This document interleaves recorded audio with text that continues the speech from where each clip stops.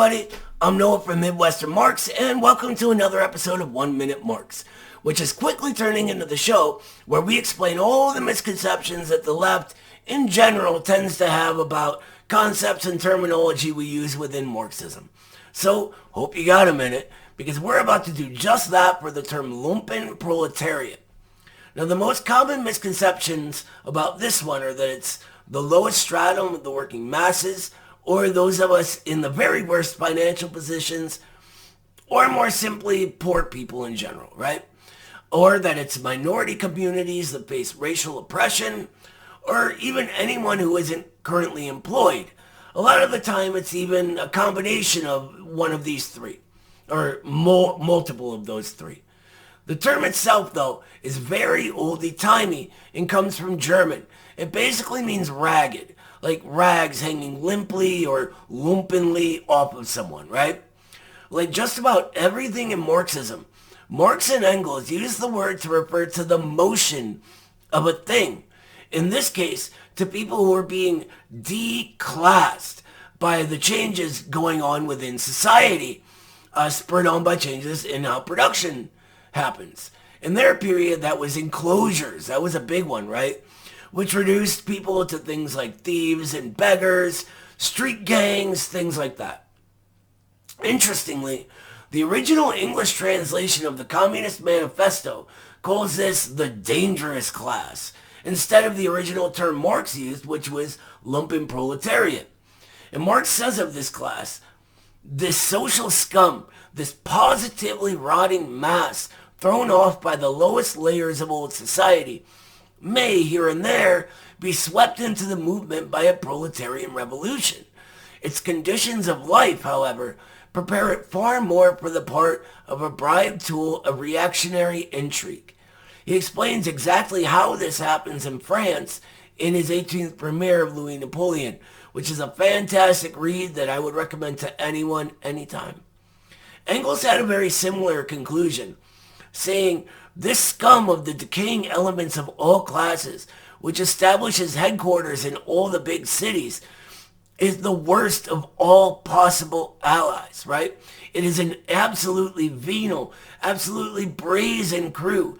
Every leader of the workers who utilizes these gutter proletarians as guards or supports proves himself by this action alone a traitor to the movement. Wow! Harsh words, right? And if you notice, he uses it a little differently.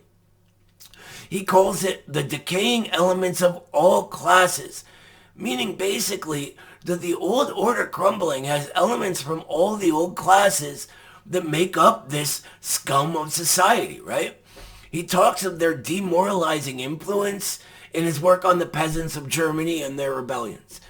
But the real issue here, what I really want us to focus on, is the social consciousness that this motion within our relations of production creates.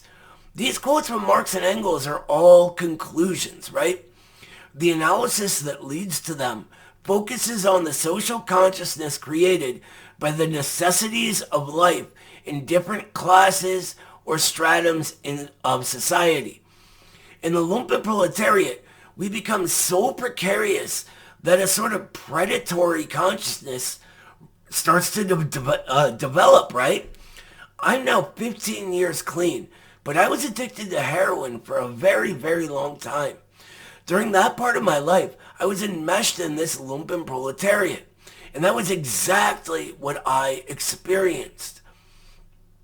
Conditions become such that you're using everyone around you, and they're using you. It's just what you need to do to continue going and reproducing the society. And so it's easy to understand, if you've lived it, why Marx said they were an easily bribed tool of reactionary intrigue. And that's really about it. Before we go, though, I really, really want to stress that this is not to be confused with the misconceptions we went over above. Workers are not lumpen proletariat if they don't have a lot of money. Hell, most of us don't have a lot of money, right?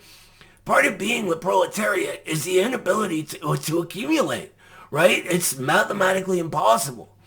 And people are certainly not lumpen proletariat if they're currently unemployed or part of a minority community, right?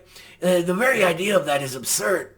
It is instead a form of social consciousness based on the relations a strata of society has to production and the reproduction of society that comes out of that, falling out of the old established classes and into the gutter, so to speak. And that wraps it up. Thank you so much for watching. We'll see you next time.